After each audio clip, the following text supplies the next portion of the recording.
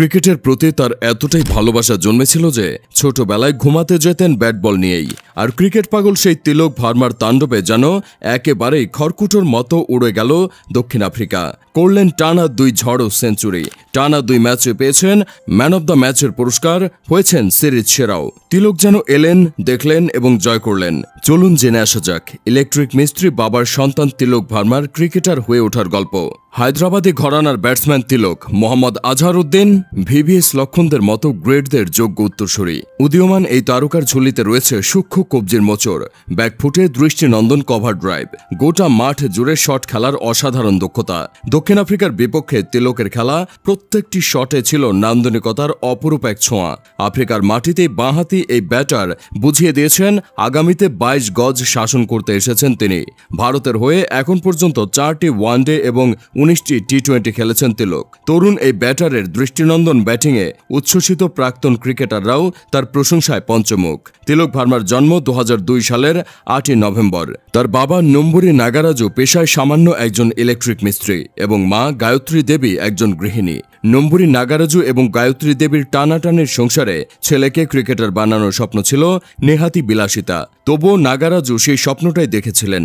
Bat বলের প্রতি ছেলের তীব্র প্যাশন ছড়িয়ে গিয়েছিল তার মধ্যেও। তাই তো অভাবের চোখ রাঙানিতেও কোনো কার্পণ্য করেননি তিনি। ছোটবেলা থেকেই তিলক ছিলেন ব্যাট বল অন্তপ্রাণ। ক্রিকেটই ছিল তার ধ্যান জ্ঞান। ছোটবেলায় বাবা তাকে খেলনার দোকান থেকে একটি প্লাস্টিকের ব্যাট কিনে দিয়েছিল, সেটা নিয়েই থাকতেন সবসময়। ঘুমানোর সময়ও বালিশের পাশে রাখা থাকত সেই ব্যাট, যেন ওটা হাতছাড়া না হয়। ছেলের পারফরমেন্সে বেজায় খুশি তিলকের বাবা নম্বুরি নাগারাজু। তার এতদিনের এত পরিশ্রম যে অবশেষে সার্থক হলো। অবশ্য তিলকের ভেতরের সুপ্ত প্রতিভাকে জাগানোর কাজটা করেছিলেন তিলকের ছোটবেলার কোচ সালাম বাইশ। শুধু ক্রিকেটই নয়, সব রকম ভাবে ভার্মা পরিবারের পাশে দাঁড়িয়েছিলেন তিনি। ক্রিকেটার হতে হলে শরীরে শক্তি চাই, না হলে বড় শট খেলবে কি করে। সঙ্গে চাই ক্রিকেটীয় সরঞ্জাম, ব্যাট, প্যাড, গ্লাভস। তিলকের এক প্রকার দায়িত্বই নিয়েছিলেন সালাম স্যার। তিলককে উৎসাহ যোগানোর পাশাপাশি খাবার হোক কিংবা ক্রিকেটের সরঞ্জাম তিনি বলতেন, আমি দেব। তিলকের বাবাকে সবসময় বলতেন, কোনো অসুবিধা হলে জানাবেন, আমি সবসময় পাশে আছি। তিলককে আরও এগিয়ে যেতে হবে। ক্রিকেটের পাশাপাশি তিলক ভার্মার পড়াশোনার খেয়ালও তিনিই রাখতেন। বলতে গেলে সালাম স্যারই তার শৈশব স্বপ্নকে বাস্তবে রূপ দেওয়ার মূল কারিগর। প্রতিভা আর পরিশ্রম তরুণ তিলকের সাফল্যের চাবিকাঠি। আন্তর্জাতিক ক্রিকেটে ওয়েস্ট ইন্ডিজের বিপক্ষে অভিষেকে 22 বলে 39 রান করেছিলেন তিনি।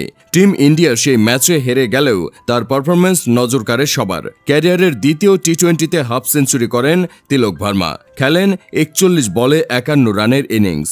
কঠিন পিচ, চাপ থেকে সেদিন একা হাতে দলকে টেনে তুলেছিলেন তিনি। এরপর আর পেছনে ফিরে তাকাতে হয়নি। তবে তিলকের উত্থান আইপিএল এর হাত ধরেই। 2022 সালে 1.7 কোটি টাকায় তাকে দলে ভেড়ায় ইন্ডিয়ান্স। পরের মরশুমে 11 ম্যাচে করেন 343 রান।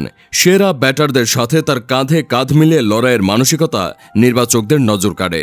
এরপরই ওয়েস্ট ইন্ডিজের বিপক্ষে ভারতীয় দলে ডাক পান তিলক। একটা সময় চোট পেয়ে ছিটকেও গিয়েছিলেন।